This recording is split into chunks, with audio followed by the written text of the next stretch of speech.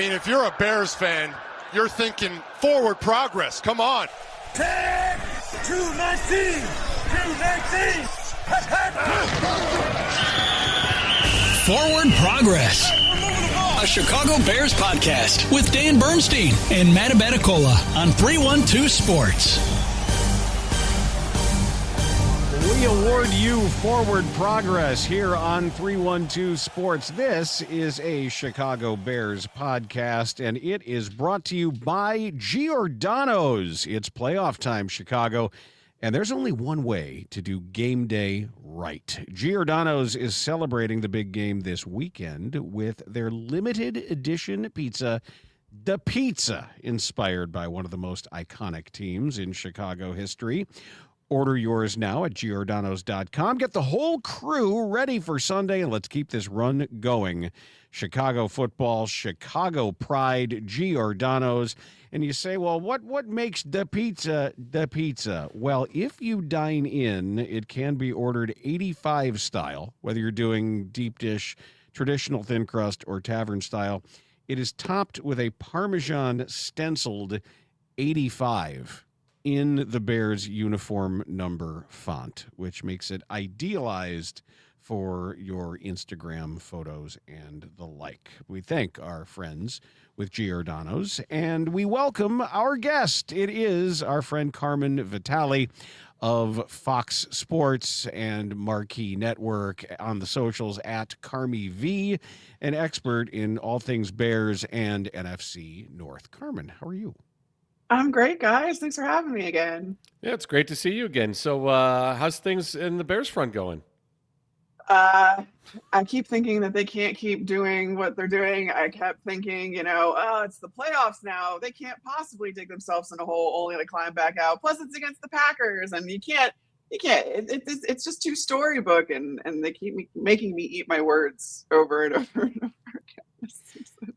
Because you have such insight into the division writ larger, what has been the effect of not just the win for the Bears, but the loss for the Packers? Because truth be told, and I'm sensing this, I don't think I'm just projecting this, Bears fans are enjoying Packers pain like it's the just nectar of the gods.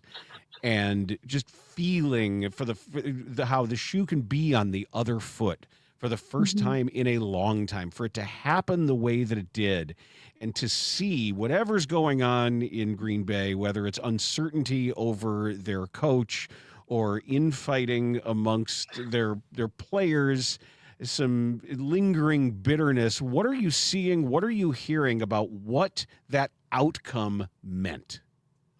Yeah, I mean, look, Bears fans have had precious little to celebrate for most of my lifetime. I've watched the Packers go from Brett Favre to Aaron Rodgers to Jordan Love, and, they're always in the playoff conversation, if not in the playoffs.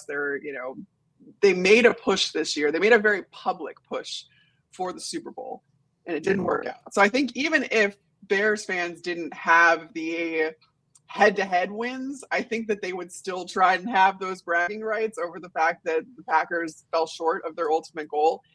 I'm happy for Bears fans, but it's funny because Packers fans have always been, at least in person, I should say, if you've ever gone to Green Bay, if you've ever been at Lambeau Field as an opposing fan or decked out in opposing team regalia, that people are really nice to you. People are super polite. Like, they offer you a beer. They're like, we hope you have a good time. We don't hope you win, but we hope you have a good time. Here's a beer, send you on your way. It's not really Bears fans' MO, regardless of who's coming in there or how good the team is. So I think this was probably to be expected. But hey, listen, this city is electric right now. It is on fire.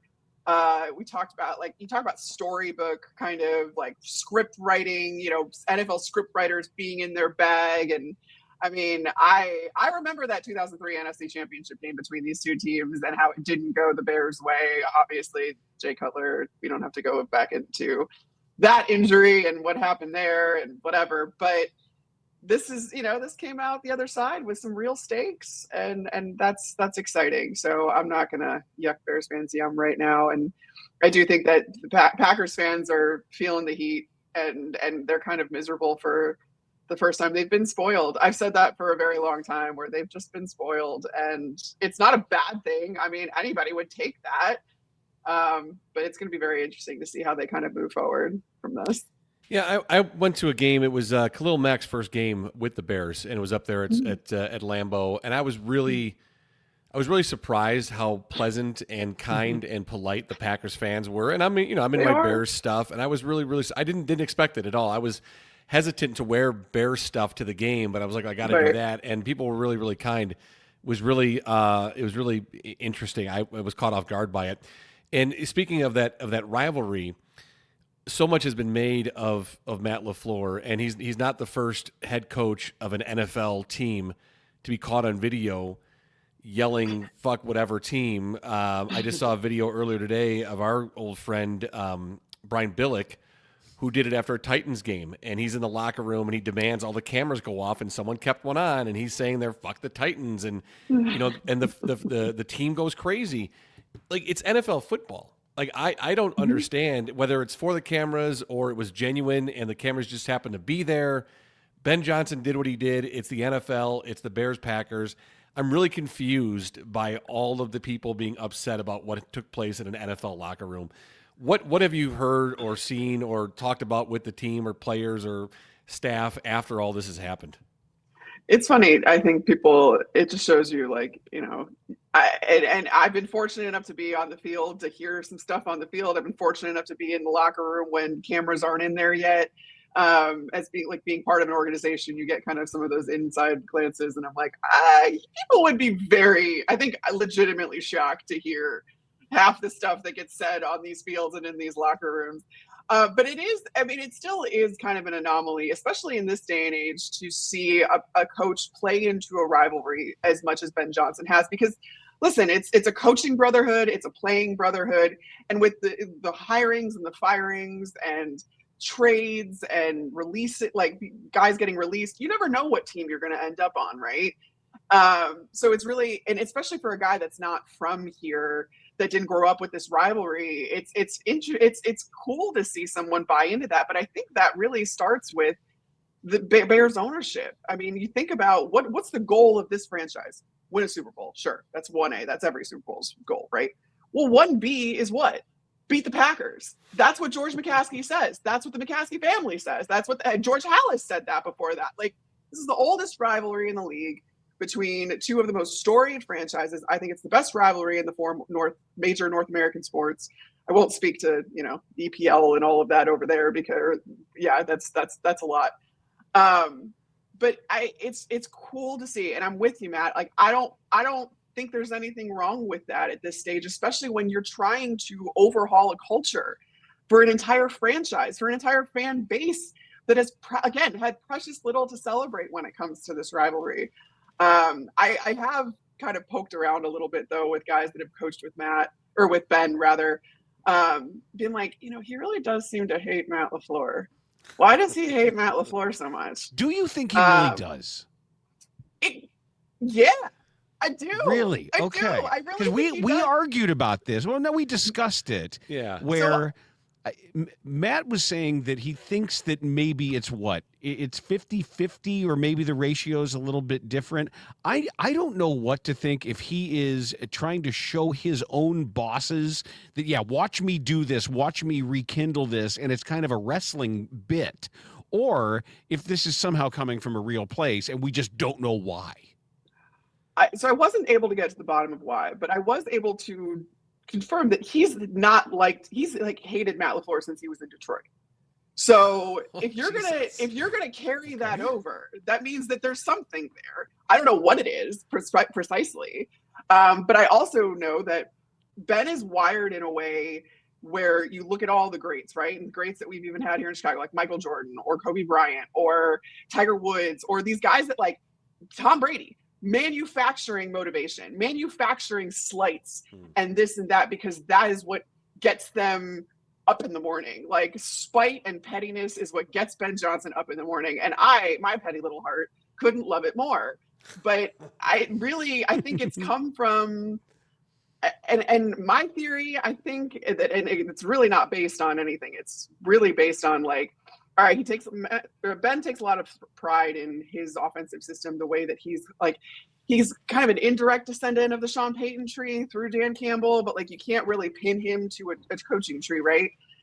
And I think that he kind of resents that half the league is essentially Sean McVay, Kyle Shanahan disciples, and that they are credited with like pushing offense forward. And they're the ones that get all of like, the praise and stuff of like, well, they're the ones that are pushing the league forward, pushing the game forward. And he's like, hey, what about me? I do a lot of stuff too. I do some really cool stuff too. And I don't belong to that tree.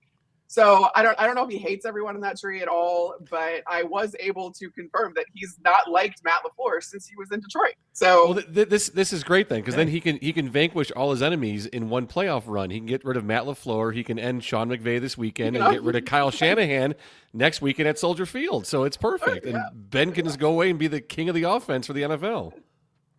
I don't think anything would make him happier at this point. I mean, you've seen him during games. The man doesn't even crack a smile during the game. So he's steady Eddie. I mean, that's right. He's never gets too high, never gets too low. He's a true quarterback, I guess, in that way. What do you make of the all of Matt LaFleur talk? I know he's got 1 year left on his contract. Yeah. You don't want to go into a lame duck season. I personally think I thought that would have been his last game coaching the Packers. Now I think it's a little too delayed for a firing to happen now. But really surprised that they didn't have something quicker, like at the ready, even with the loss, to get that contract talk and to just to get rid of all that right away. Yeah, the Packers can behave differently than any other team in the league because they don't have an owner, right? They don't in the stereo or in the traditional sense. And so it allows them to kind of be a little bit more patient. It allows them to be like just a move in a way that teams may be used to. And now with the rising pressure of social media and this, that, the other, and if you have an owner that feels that pressure, like you have to kind of be a little bit more trigger happy. It's not the Green Bay Packers, and they don't have to be like that. I do think it's a hard pill to swallow, though, when you have back-to-back first-round losses in the playoffs, and then especially when you, again, so publicly went for a Super Bowl this year, you fell short. You also kind of collapsed in an epic and historic way to your oldest rival. Like, how are you supposed to feel good about giving that guy an extension? But again, I just think that what are the alternatives? Because like if Matt LaFleur is on the market, he becomes one of the most coveted coaches in this cycle. And I think, we talked about, well, it looks like Harbaugh's going to the Giants now, but before, early on, it's like, well, maybe Harbaugh, like that's a dude you could get in here. But Harbaugh, wants personnel control. And Brian Gutekunst has done nothing to like warrant being pushed out, to warrant being, demoted in any way. So Harbaugh was never going to get that personnel control in Green Bay. So I really think that there's not a whole lot, like there's not a better alternative really out there. And you really just kind of have to see if once Micah Parsons comes back and if the Green Bay Packers team can stay healthy, give Matt LaFleur a couple more years. But I'll admit, guys, it doesn't feel, I can't imagine it feels good to Packers fans. And the crash out would kind of support that online if you guys are paying attention. Carmen, I'd love to get your perspective on something that I keep getting back to. It's a thematic question that I have about this season. That if somebody were sort of writing the book on the Bears here, to me, what we're going through right now is another chapter in the idea of reason versus faith. That the age-old question of faith versus reason versus faith. On the one hand, here's Ben Johnson, who is he's a mad scientist. People don't call him the mad preacher or the mad shaman. He's a scientist. He has tools and things and truths about where players go and where they should be and arranging pieces in a way that makes logical sense. He's unfailingly logical. Yes. Caleb Williams is kind of not. And the season is not. The season is really about belief. About whatever's going on, they're going to find a way to win. Josh Blackwell's going to block that kick, or there's going to be a face mask penalty, or somehow Caleb Williams is going to throw off the wrong foot and get it to Roma Dunze because. And that's a space where I'm completely adrift working in that space, but it's undeniable that there is clearly something happening in that regard that's got to be managed. How can you just say, we believe, and yet say, listen, we've got to get everything exact with every practice to make sure you're all in the right places. So they're opposed in a way. They are, but I also think that I don't think Ben Johnson gets enough credit for marrying the two the way that he does, because let's not forget, he came from Dan Campbell. He came from the ultimate franchise of belief or staff of belief, because that's what especially in that first year under Dan Campbell in Detroit, they went 3-13-1, and it was like how they were surviving on nothing but belief. And I was in that locker room after Ben Johnson took over, because that was my first year covering the division in 2022, and they were sitting at 1-6, and I was in that locker room. And what struck me was the belief. And I was like, you guys went 3-13-1 last year. You're 1-6 right now. Really? Like, we still believe in this? And they did.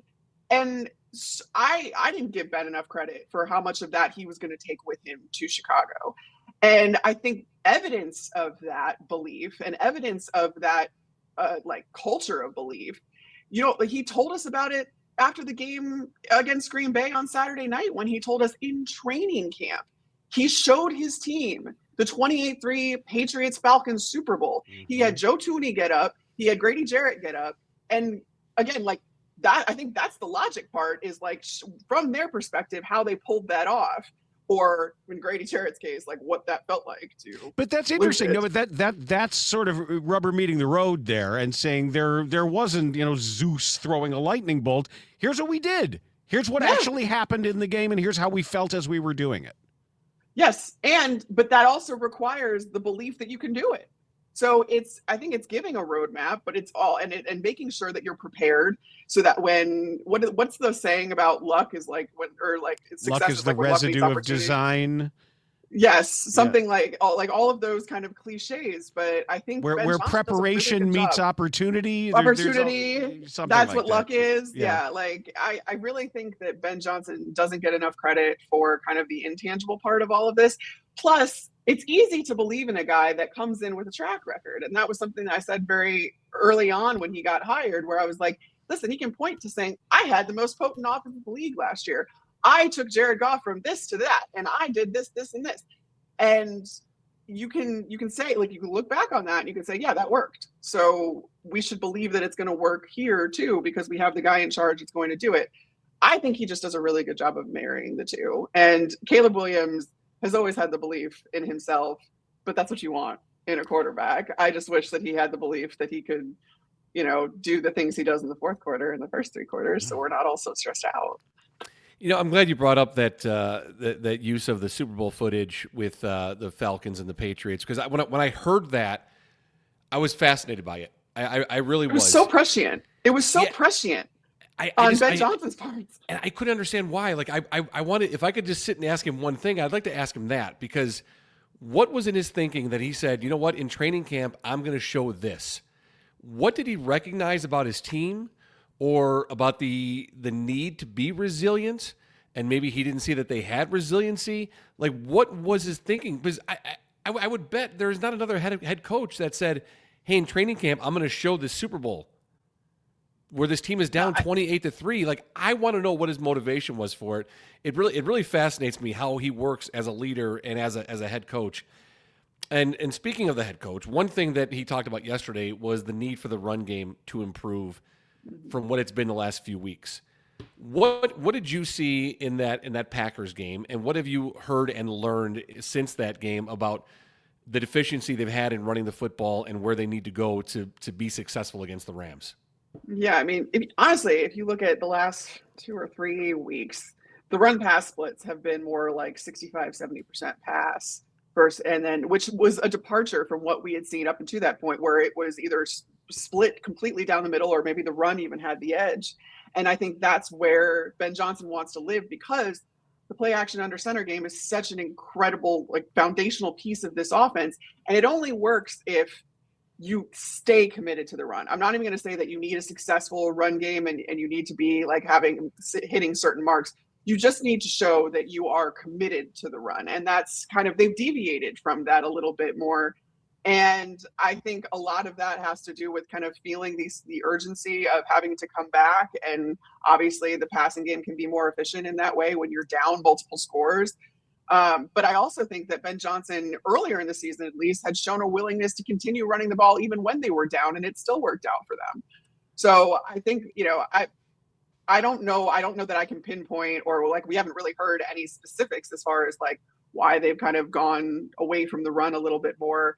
But you have, as healthy as you're going to be, I know Ozzie Trapillo went out, and now you're going to be either with Theo Benedict or Braxton Jones at that left tackle spot when you're talking about the offensive line. But they really excel on that interior, even in run blocking. And that's kind of where you've seen some of these guys spring loose, whether it's Kyle Monangai or DeAndre Swift, they're getting those holes up the middle. So you just need to get back to that. And I think if you're Ben Johnson, you just need to remember that you're committed to it regardless.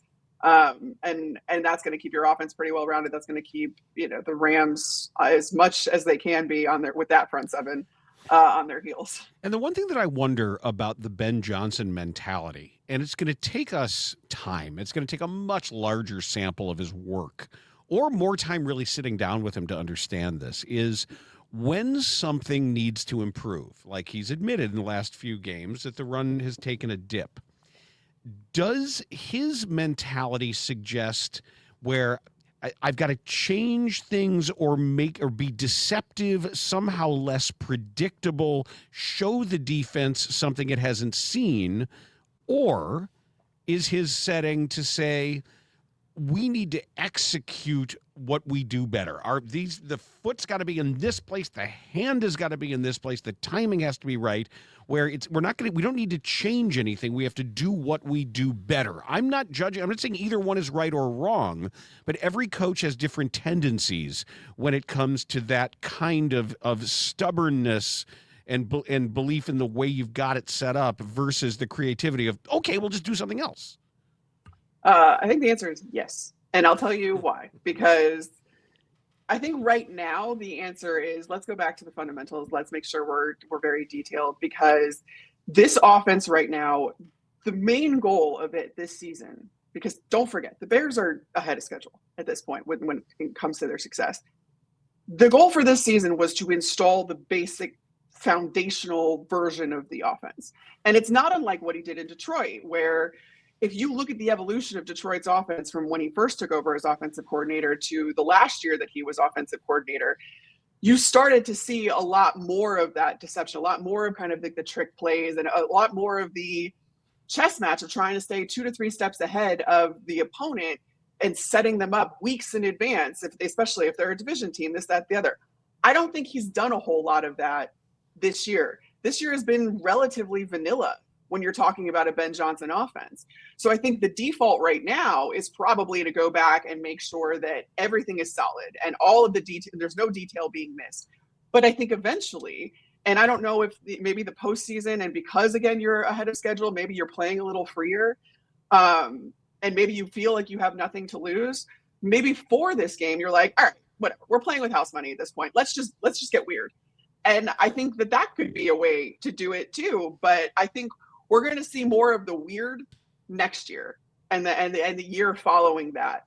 I think right now the focus has been this entire season on just making sure that these guys have a very solid foundation to build upon, and then they'll get to building, is what I've observed as someone who watched the evolution in Detroit very closely and now is looking at what's happening in Chicago. What have you observed outside of game time in the progression of Jalen Johnson getting back closer to the Jalen Johnson we all want to see? Yeah, he's been incredibly willing to talk. As soon as he got back, I remember, I think it was, what game was that he kept talking in the locker room, and like more and more people kept going up to him, and he was like, he finally like pulled the PR guy aside and be like, guys, I've talked for 20 minutes at this point. Can I be done, please? Because, but I think it was one of those things where like he was willing to, he wanted to, because he wanted to get back in the swing of things. And so much of coming back from injury, especially a significant injury, yeah, it's the physical side of things. You need to heal and all that, but you also need to trust yourself again. And that's hard. That's hard to do in a season, like in the middle of a season when you only have a week between games and you kind of, you don't know, like you have to. I remember talking to Aiden Hutchinson about this actually after he went through his ACL stuff, where it was in spring camp and he like took a fall and then he popped right back up. And like, he's like, that's when it switched in my brain of like, oh, I'm okay. I don't have to be worried about falling. I don't have to be like, I know how my body's going to react. My body is capable of withstanding this. And I don't know if Jalen Johnson has had that kind of click yet. And maybe he has, because we have seen him kind of progress more and more, but it's just hard. I think it's really, really, the mental side of things really needs to be talked about a little bit more, because anybody who has rehabbed an injury like that, you really don't, you don't look at your body the same way, and you need to make sure that you can still play in the way that you were used to playing. And sometimes it just takes a while to trust that. As the coaching carousel turns, are you hearing anything about any Bears currently under contract that are going to be of interest on other staffs? I know because with who's in the playoffs and who's out of the playoffs, the rules change every year for who you can talk to based on your title and whether or not it's a promotion and whether or not you're even eligible for some of these things. But I'm just wondering, are the Bears gonna buckle up and be prepared to lose some people? I mean, I think when you have a staff that's as experienced as this one, you inevitably have to kind of prep for that. I haven't heard anything specifically, and I think, we'll know more when we figure out if guys that are, offensive guys, are they going to get head coaching jobs? Are they going to be offensive coordinators? That obviously limits, if you're an offensive coordinator, that limits the guys that you can hire and who you're looking at hiring and stuff like that. Because when I look at this Bears coaching roster, I mean, you look at guys like Al Harris, who there's been a lot of credit, and rightfully so, don't get me wrong. But like, he's not an under the radar coach. People know that like Al Harris had a lot to do with the turnaround on this defense. And just the culture in general. You look at guys like Antoine Randall, who was only able to come to Chicago because he was given the assistant head coaching title. So you're looking at, all right, is he that's technically like a promotion. So he's obviously looking for offensive coordinator jobs at some point, and or even head coaching jobs. I honestly think he's one of those guys that you could see being one of those guys that just makes the jump to head coach, because he's the Dan Campbell type, he's the CEO head coach type, and then just putting play callers underneath him. But I haven't heard anything specific. I think that will kind of become clearer when we know where guys are going and what hiring capacity they have. But you look at guys like that, you look at Eric Bieniemy. I don't know, Dennis Allen has gotten a couple of chances to be a head coach. So I think there's, for now, the Bears are safe. But let this defense really, get going next year, and you're probably in danger of losing him again too. Who knows? So knowing what you know of this LA Rams team and their season, and of course being around the Bears for the entire year, we look at Sunday night and it's around 8:30. The game's over. The Bears won. What will be the important keys to the Bears finding success this weekend? I always, when I look at these games, I always try to kind of pick out at least one particular matchup that I'm looking at that I think will essentially decide the game. Okay. And when I look at what Sean McVay has been doing this year, we talked about it with Ben Johnson, how like Sean McVay is seen as this offensive tastemaker, and he's evolving, he's constantly evolving his scheme. And I think he's really taken up the sword for the tight ends this year. And that's evidenced by the fact that he is deploying a 3 tight end set, that 13 personnel, more than anybody conceivably ever has on a consistent basis. 38.5% of the Rams offensive snaps come out of 13. And it's hard enough to find one good tight end. They have 3.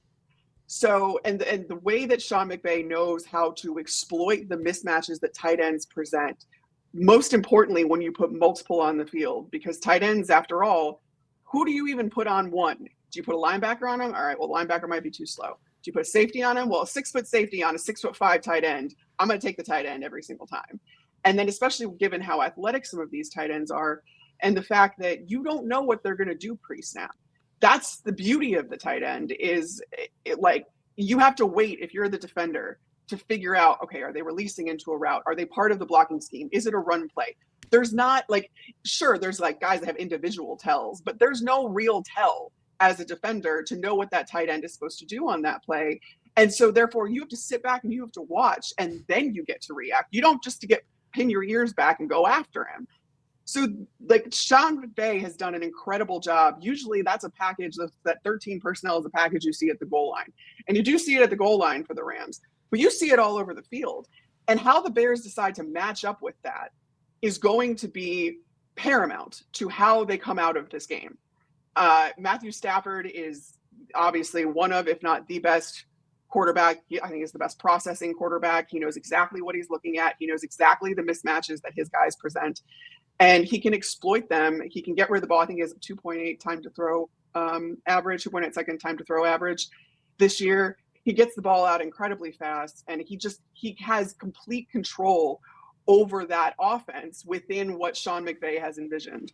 So how they deal with, again, that particular personnel grouping, when the 3 tight ends are on the field, that is going to sway how productive this Rams offense can be, and therefore how much the Bears need to score in order to beat them. It's interesting that it sounds like you might have listened to what we already talked about on Dan Bernstein Unfiltered earlier today, because we were discussing the Bears 13 personnel against the Rams 30 front, and say that a 2-gap 30 front is a different animal than what they're used to seeing for the most part. And the difference that you can, forcing the linebacker level to continue to make decisions and flow, especially the outside zone run game, and what that sets up for them. And obviously both teams can practice this and scout some of this stuff really, really well. But it becomes super interesting. I was talking also about, with Ozzie Trapillo out, that means there's going to be tight end help on that side with Theo Benedette. Or maybe Braxton Jones, who knows who it's going to be. But what Johnson does is, instead of wasting a hat over there, instead of just saying, well, we got to commit this guy to chipping and to being an extra, that's a weapon for him. Yes. Like he will use that and say, all right, you think he's going over there to help and just kind of being there, and he squirts out somewhere, or he just comes out of the trash on the other side of the field, where it's just another place to start a guy for him. That's something I've talked about quite a bit when you look at just what the Bears have, again, in some of those goal line packages where you do put those 3 tight ends out there. But the beauty of having a guy like Colston Loveland is that he counts as a bigger body, but that man can catch like a receiver. He can run routes like a receiver. So you're not actually sacrificing exactly what you just said, Bernie, is like, you don't have to sacrifice a hat in order to trot out that jumbo personnel to help out your offensive line, to again kind of try to create those mismatches with whatever goal line defense you're going up against. And that's why I've been so excited about Colston Loveland, and like I saw what Ben Johnson was able to do in Detroit again with guys like Sam Laporta or even Brock Wright. You know, he had multiple tight end sets out there all the time, but going and seeing him do it with Colston Loveland in his rookie season of all seasons, and then still have a guy like Cole Kmet too. I had complete faith going into this. I know everybody was like, why did they get Tyler Warren? I'm like, whatever Ben Johnson thinks he needs, if he needs Colston Loveland, I trust it. Like, and sure enough, that's what I've talked so much about that. It's so funny because I'm just like, it's such a fun way to do offense. And then I think this will come later, but I watched in Detroit him turn offensive linemen into weapons. You had Dan Skipper going out for routes. You had Penei Sewell doing crazy things. And I've talked to Darnell Wright because I'm like, we saw him catch the passes in training camp. And I was like, ball coming your way soon? And he's like, I hope not. And I'm like, you don't want the ball? You don't want the ball?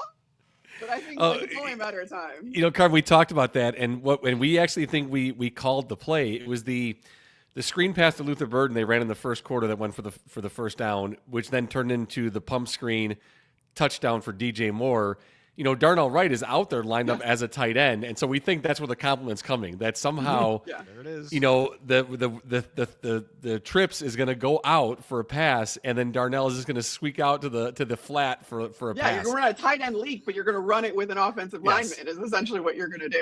That's where it comes. Carmen, this was great stuff. Really great information, as always. Really appreciate your time.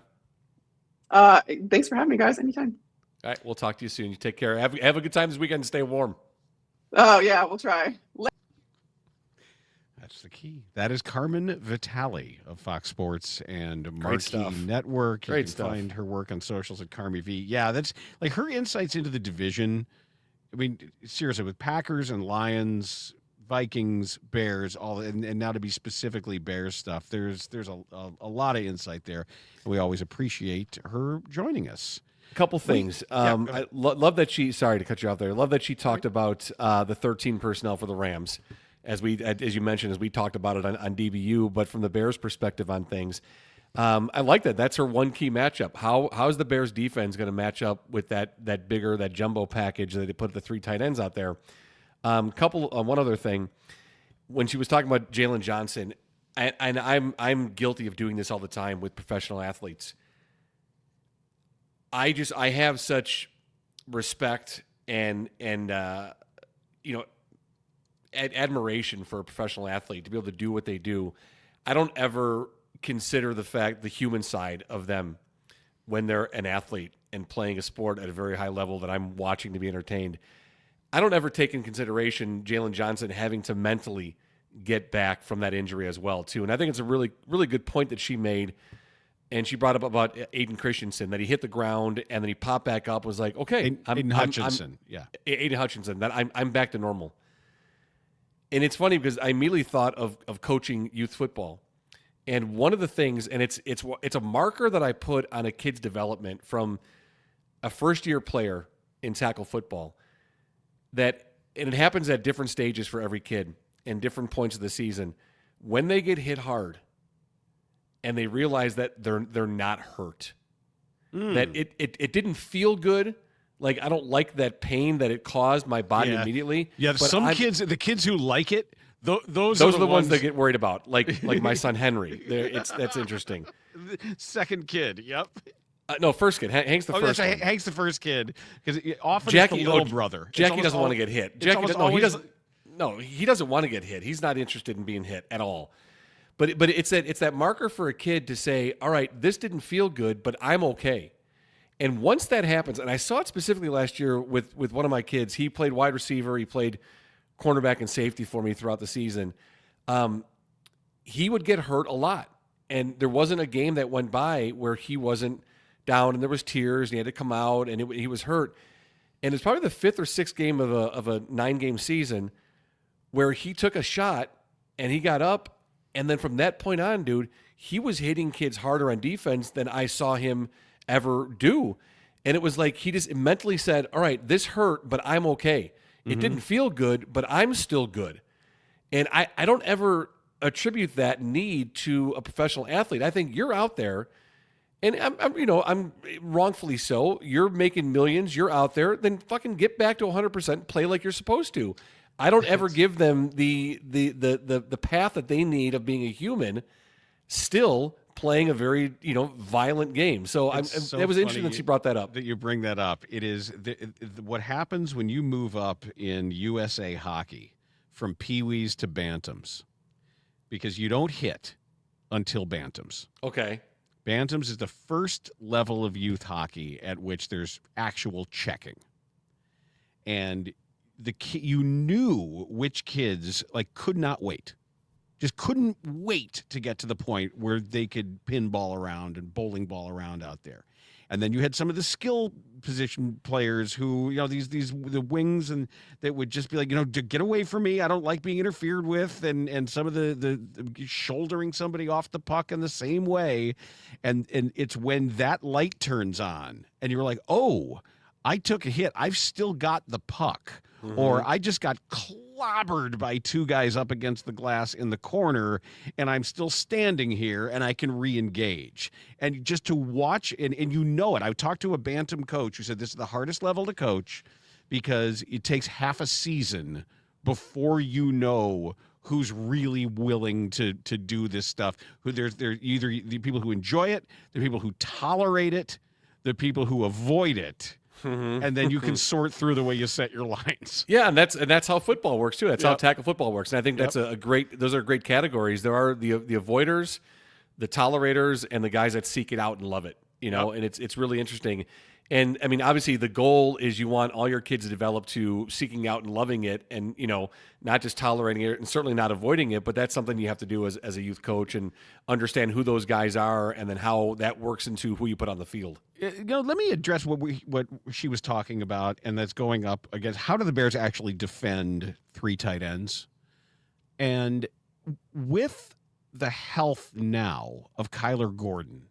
And whatever the situation is, whether or not C.J. Gardner-Johnson is going to be out of concussion, he'll be back. protocol, No, he'll be back. He'll be back this week. Yes. They've also had injuries in the linebacking core. Amina Bamiga has been hurt, and now with T.J. Edwards out and DeMarco Jackson starting at the weak side backer, Jalen Reeves-Maben, who was a practice squad call-up, got into the game and made a couple of plays last week. And that's the name I'm looking at here. He's 6 feet tall. He's 230 pounds. And he has been on and off of rosters since 2017. Detroit and Houston and back to Detroit and then Chicago, up and down and up and down and up and down and elevated and signed from the practice squad. But his name was called in the last game. And if they do want a bigger body, that might be the guy. It might end up being Jalen Reeves-Maben is that name with which you want to familiarize yourself. Yeah, and just to update on injury report from yesterday, Joe Tryon-Shoyinka was full participation from the concussion. Obangbemiga was also a full participation from his concussion, as was C.J. Gardner-Johnson, full participation. So I anticipate all three of those guys back and available. Braxton Jones was a full participation from his knee. Limited was DJ Moore, Rome, and Jalen Reeves-Maben was limited in practice with a back. Limited? You can't limit Jalen Reeves-Maben from his level of elevated effectiveness. Yeah, and it's good that CJ GJ will be back because Nick McLeod was a DNP with that groin. So, so you'll have some guys coming back on linebacker as well as that CJ GJ from that concussion as well. So, good stuff. Any other NFL notes you want to get to? I know that it appears that John Harbaugh is now in talks with the New York Giants to try to finalize something there. Does Todd Monken come with him? Are you hiring a package, or is he going to then be in the market for another offensive coordinator? Well, I mean that's his guy. I know it is. And I think if John is talking to the Giants, it's because he's getting more than head coaching duties.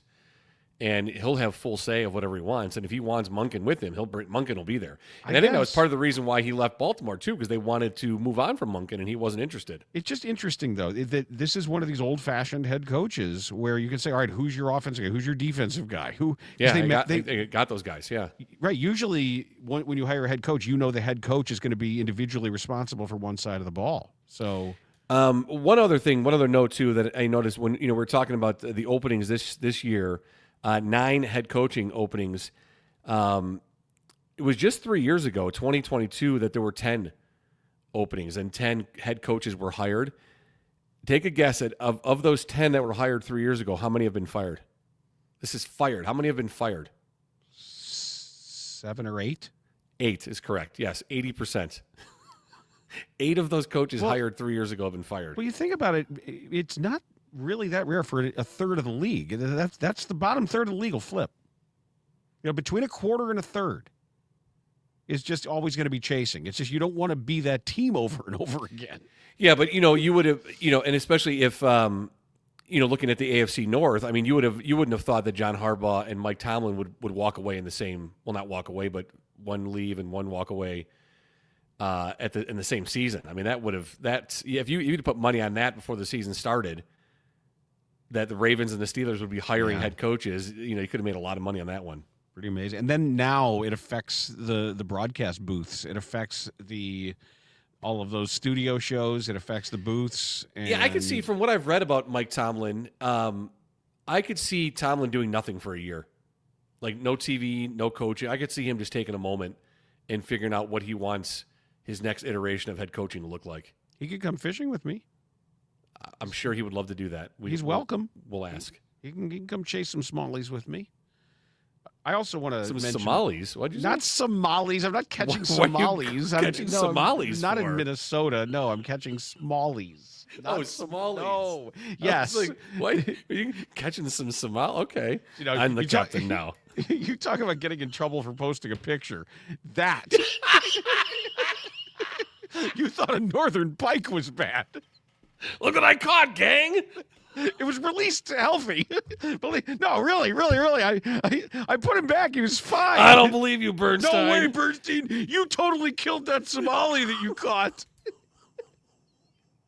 All right, so you want Mike Tomlin to go fishing for smallies, like smallmouth bass? Is that what you're saying? Correct. It's not a Somali, a smallie. No. Yes, okay. thank you. They're making sure to make that Scared me. I'm distinction. like, buddy, I'm here with you now too. You're gonna get both of us fired. Stop going after Somalis. That would get me in terrible, terrible trouble if I was out doing that on the Chicago Lakeshore. Oh, my God. Thanks to Giordano's for being a part of Forward Progress here, because they've got something that is going to absolutely set up your weekend here for playoff time. Giordano's is celebrating this big game with a limited edition pizza called Da Pizza. Da Pizza. Inspired by one of the most iconic themes in Chicago history. It is available at Giordano's.com. Now, if you say, well, what is Da Pizza? Tell me what you think of this. I'm looking at a picture of it right now. I would go with deep dish on this one, personally. You can get it deep dish. You can get it thin crust. You can get it in their tavern style. But it is meatballs, pepperoni, and Chicago-style giardiniera. Yeah, that's pretty good right there. And like the meatballs are like the size of racquetballs in the picture I'm looking at here. So if you're gonna really do this thing right, yeah, I like it too. Daddy likey. Yeah, and I'm told that we are going to be sampling this soon. So I'd say come hungry tomorrow, maybe. Yeah, I'm really excited and want to give a full welcome to our friends at Giordano's here on Forward Progress. They're really exciting. Really glad to have them as a partner. Here moving forward. This is great stuff. Really excited about that. Order yours now at Giordano's.com. Get the whole crew ready for Sunday, and let's keep this run going. This is Chicago football, Chicago pride. Giordano's and Da Pizza. Oh, and if you get it at Giordano's, they will do a Parmesan stenciled 85 on it in the Bears uniform font. Makes for a great little picture for your gram. For the gram, like you always like to do. Yes. Yeah, the gram. All right, my man. That's Forward Progress. And we've got a guest coming tomorrow as well. We're going to make sure that you are coached up and ready to go for this game. This is Forward Progress, a Chicago Bears podcast on 312 Sports. Forward Progress has stopped. 10, 219, 219. Forward Progress, a Chicago Bears podcast with Dan Bernstein and Matt Abaticola on 312 Sports.